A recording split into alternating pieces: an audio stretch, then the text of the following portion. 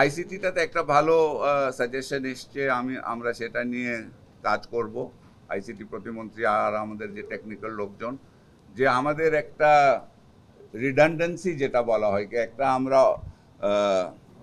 Alternate একটা বিকল্প একটা সিস্টেম, যেটা যদি আমাদের জেনারেল সিস্টেমটা যদি কোনো সময় নষ্ট হয়ে যায় বা যদি কোনো কারণে বন্ধ হয়ে যায়, তাহলে আমাদের একটা স্ট্যান্ড বাই সিস্টেম ব্যবসায়ীদের জন্য, যেন ব্যবসাটা স্মুথ থাকে, এফেক্টেড না হয়, ওই ধরনের নিজস্ব একটা ইন্টারনেট যদি তৈরি করা যায় কিনা, সেটা একটা সাজেশন এসছে।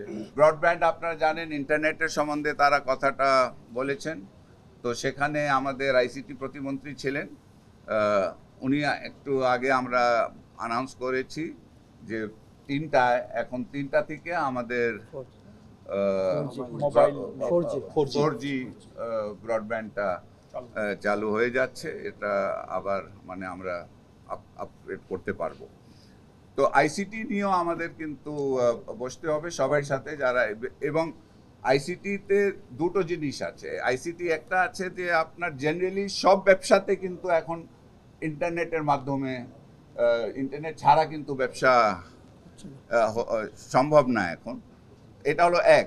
আর এছাড়া হলো আইসিটি ব্যবসায়ী যারা আছে, যারা ধরেন আপনার অনেক নারী উদ্যোক্তারা আছে, ছোট ছোট নারী উদ্যোক্তারা, তারা কিন্তু আপনার ইন্টারনেটের উপরে ডিপেন্ডেন্ট আছে। ই কমার্সের অনেক আছে, যারা ই কমার্সের ব্যবসায়ীরা আছে যারা ইন্টারনেটের উপরে, তো ওদের সাথেও একটা আলাদা একটা আমরা মিটিং করে ওনাদের সমস্যাগুলি একটু আরও ডিটেলে বুঝে কিভাবে সমাধান করা যায়।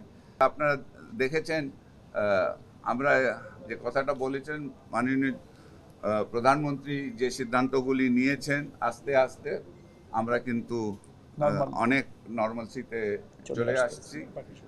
আজকে আমাদের কারফিউটা সকাল 7টা থেকে 5টা পর্যন্ত শিথিল করা হয়েছে, এবং আগামী পর্যায়ক্রমে কিন্তু আমরা এটা একদম নর্মালসিতে আমরা ইনশাল্লাহ চলে আসব। এবং আমাদের আরও যে সমস্যাগুলি, যে বিশেষ করে মেট্রো রেল যেটা বন্ধ আছে অনেক, ঢাকা শহরে এটা নিয়ে সমস্যা হচ্ছে, এটা নিয়েও মাননীয় প্রধানমন্ত্রী বলেছেন যে যত তাড়াতাড়ি সম্ভব। গতকাল জাপানি রাষ্ট্রদূত মাননীয় প্রধানমন্ত্রীর সাথে দেখা করেছেন, এবং উনি বলেছেন যে জাপান থেকে এখন টেকনিশিয়ানদেরকে আসতে হবে আর দেখতে হবে তার কিভাবে এটাকে কত দ্রুত এটাকে আমরা রিপেয়ার করে, মেরামত করে এটাকে আমরা আবার সচল করতে পারি, শুরু করতে পারি।